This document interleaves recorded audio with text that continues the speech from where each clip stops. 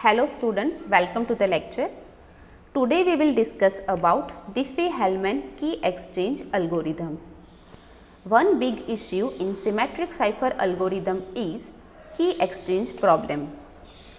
In symmetric crypto systems, the secret key is to be transmitted to the receiving system before the actual message is to be transmitted. Every means of electronic communication is insecure as it is impossible to guarantee that no one will be able to tap communication channels. So, the only secure way of exchanging keys would be exchanging them personally. But it is not always feasible to exchange the keys personally. So, what is the solution? The solution is Diffie-Hellman key exchange algorithm to solve the problem of key exchange in symmetric cipher model. This algorithm was developed by Whitfield Diffie and Martin Hellman in 1976. This algorithm was devised not to encrypt the data but to generate same private cryptographic key at both sides. So, there is no need to transfer this key from one communication end to another. See, this is the key exchange algorithm, not the encryption algorithm. Though this algorithm is a bit slow, but it is the sheer power of this algorithm that makes it so popular in encryption key generation. This algorithm uses arithmetic modulus as the basis of its calculation. This is the picture idea behind Diffie-Hellman algorithm. Suppose there are two parties, Alice and Bob, who want to exchange the key without actually transforming the key, without actually transferring the key. For that, they have to agree upon some common paint. Suppose they are agreed for yellow color and this is shared in a clear text. So, everyone will be able to see their agreement. After this, they both are adding their secret color into this color. Alice adding her secret color orange to this yellow color and this is the resultant color for Alice. For Bob, Bob is also going to add his secret color and getting this resultant color. After getting the resultant color, they are going to exchange their resultant color through public transport. And these are the public colors for Alice and Bob respectively. And they are going to transport this color and everyone will see their transported colors. After getting one another's colors, they are going to add their secret colors. After adding Alice's secret color into this color, the resultant color will be this. Same thing Bob will do. After getting the resultant color of Alice, he is going to add his secret color and he will get this color. See, both the party will get same color, which is the secret color, or you can say this is the secret key for Alice and Bob, which is going to use for encryption algorithm, and no one will be able to see their common secret color, and the secret color is exchanged using this procedure. So, the key transfer problem will be solved by this algorithm. Now, we will see what are the steps for the algorithm. Suppose Alice and Bob follow this key exchange procedure and Eve acting as a man in the middle or a bad guy. Here are the calculation steps followed in this algorithm that make sure that Eve never get to know the final keys through which the actual encryption of data take place. So what is the first step? First step is both Alice and Bob should agree upon a prime number and another number that has no common factor in common. Let us call prime number as P and another number as G. G is also known as generator and P is known as prime number. Choose G such that P will always greater than G. Here P and G both are publicly available numbers. Suppose Eve sitting in between and listening the communication, he or she will get to know about P and G. Next step, Alice and Bob pick their private values. Private value for Alice is XA and private value of Bob is XB. Then third step, they will generate their public key using modulus arithmetic. For Alice, the public key YA equal to G raised to XA mod P. Here G is a generator, P is a prime number and XA is a private value for Alice. By using this formula, public key of Alice will be generated, which is YA. For Bob, public key of Bob YB is equal to G raised to XB mod P. Here XB is the private value of Bob. Using this formula, public key of Bob and Alice both are generated. After this, in the next step, fourth step, exchange their public keys YA and YB and the opposite person receive the key.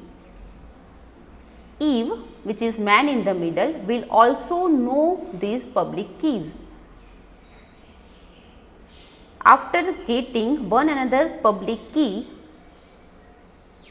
in the step 5, from these keys they will generate a secret key using this formula. Secret key is equal to, for Alice, YB raised to XA mod P. Here what is YB? YB is a public key for Bob, which is received by Alice in step 4.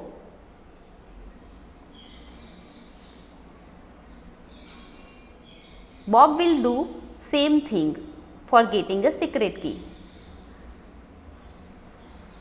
For Bob, secret key is equal to YA raised to XB mod P. Here YA is a public key of Alice, which is received by Bob in step 4.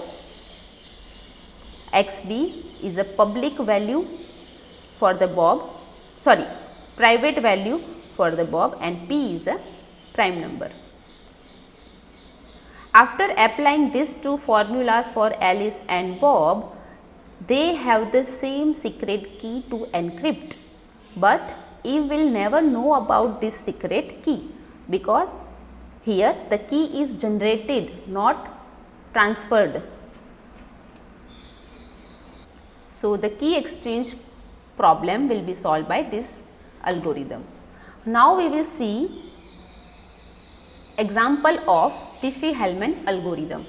Suppose there are two parties, Alice and Bob. Here I will Eve, which is bad guy or man in the middle. First step is what? Alice and Bob should have to agree upon some common prime and generator, prime number and generator. P should be greater than G. Suppose value of G is 7 and P is equal to 11. Here 11 is greater than 7, first condition is satisfied. After choosing prime number and generator, second step is what? Alice choose her private number XA, which is 6 and which is secret for her only, and Bob will do the same thing. Bob will choose his private number, which is 9, and name it as XB.